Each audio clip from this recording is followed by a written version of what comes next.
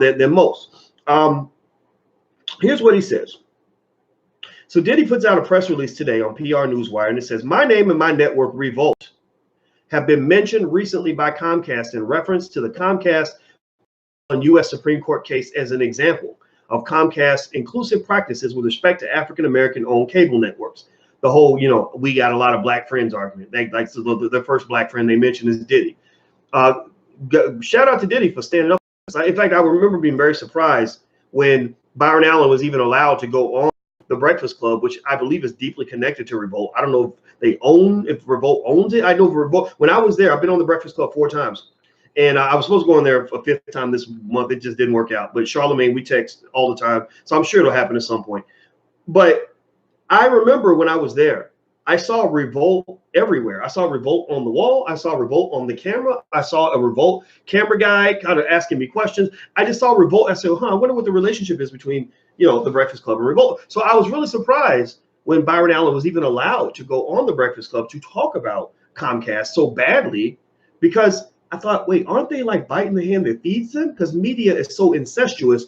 I thought that there was a business relationship that would be ruined if they did this. So anyway, so somebody got hurt. Somebody paid a price for that interview. I can guarantee you that much.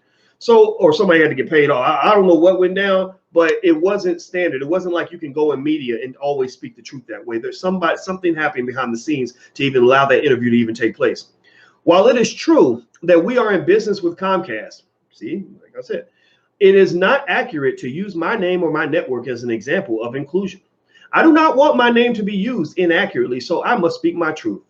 I also want to make clear that this case is now about much more than cable distribution. It's about the civil rights of millions of African Americans and other minorities. I don't like, just for the record, let's try to stop using the word minority, because ain't nothing minor about you. I'm turning this fan off because it's hot up in here. Hold on, guys.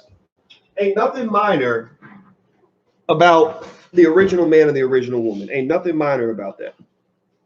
Ain't nothing minor in your melanin. Ain't nothing minor about the power of your melanin. There's nothing minor about the power of your intellect, nothing minor about the power of your voice, nothing minor about the power of your spirit, nothing minor about the power of your achievements. So I know Diddy didn't mean anything by it. I know Diddy was using the language that people understand, and I respect that. There's no issue with him using that language. But I want to encourage you. I'm not even going to tell you what to do. I don't do that. I want to encourage you and hopefully persuade you to at least consider taking the word minority out of your vocabulary, because you are the majority of the earth. You guys, did you know this? Yes or no? Give me a yes or no if you knew this.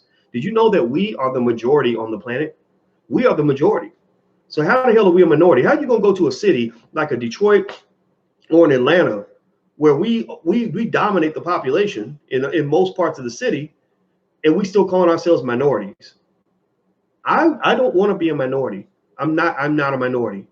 So say it in the chat. If you agree, say I am not a minority. Remember, we got to go through these counter coon exercises. We got to get the coonery out of our blood, get that white supremacist out of our blood. And I am not a minority. So I'm gonna say it out loud. I hope that you guys will agree and type it in the chat. I am not a minority. You are not a minority. We are not minorities. We are majorities. Let's keep going.